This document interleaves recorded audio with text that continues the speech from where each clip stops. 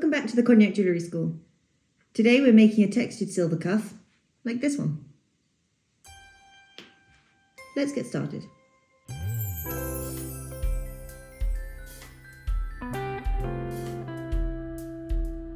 For this simple but effective no solder project, you will need a texture plate and a sheet of silver.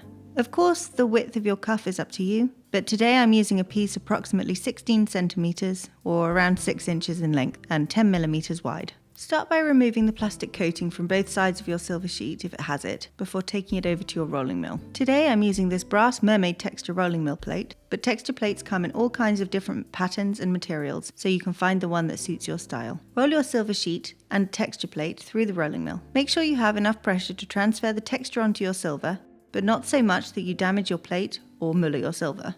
If you're unsure about the pressure needed, make some test pieces using scrap sheet until you're happy with your imprint. Try to keep your silver as straight as possible to give you an even pattern along your sheet. Once rolled, you should have a perfectly imprinted pattern on your silver. Let's appreciate it. The action of rolling your sheet will have work hardened your silver, so you'll need to anneal it to soften it in order to keep working. Once annealed, pop it in the pickle to clean it off.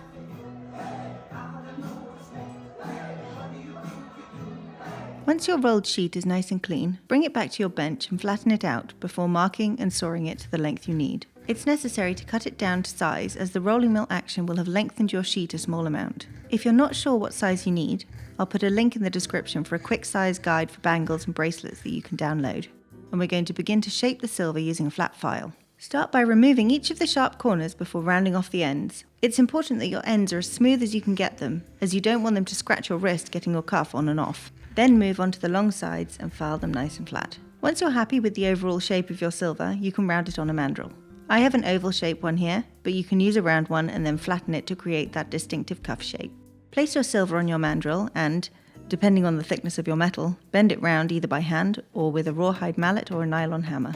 Once you're happy with your shape, it's time to polish. Using half-round emery sticks or emery sponges, polish the inside and edges of your cuff, working your way up from the coarsest grit to the very finest grit until you've removed any scratches and your bangle is beginning to shine. You really don't want your cuff to bend out of shape, so once you've finished with your emery paper, pop it in a barrel polisher if you have one and let it tumble for at least an hour. This will not only make it nice and springy, but it will also come up beautifully shiny. If you don't have a barrel polisher, don't worry. The hammering and polishing will have work hardened it to an extent, and you can finish polishing your cuff by hand with a polishing cloth. When you're ready, dry it off, and voila, a no solder cuff bracelet, fit for a mermaid. Thanks for watching. Don't forget to like and subscribe, and hopefully see you all again very soon.